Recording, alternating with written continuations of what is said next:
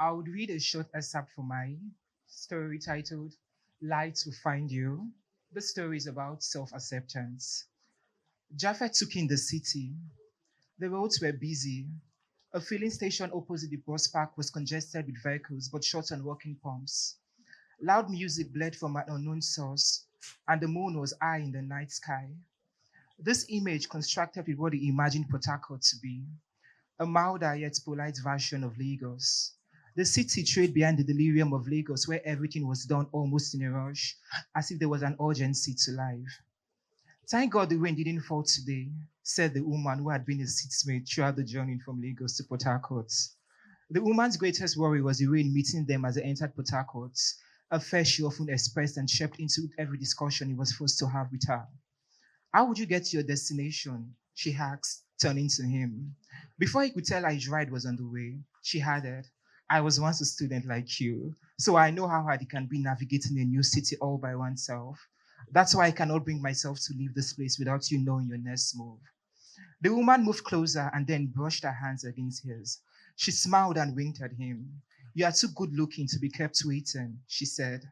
He had been standing by the pillar supporting the outer building of the bus terminal, his shuttle bag strapped to his back and two pieces of luggage at his side. But now he moved outward, a few inches away from the woman. Was she flirting with him now? And if she were, what was it to say? I've booked a ride and it's on its way, he said. Oh, you should have told me earlier so I wouldn't worry.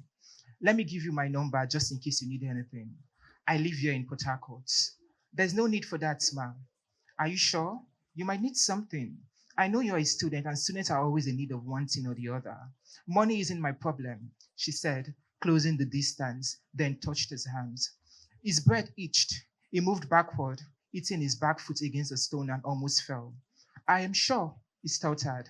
He grew increasingly uncomfortable under the intensity of her gaze, his eyes dating awkwardly across to her.